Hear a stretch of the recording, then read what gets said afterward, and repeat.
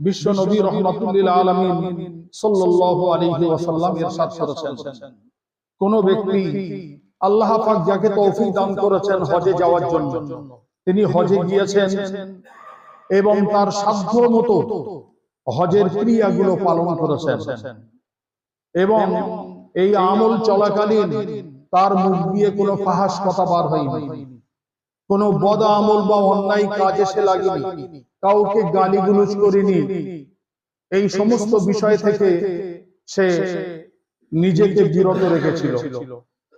এইভাবে হজ সমাপ্তি করেছে।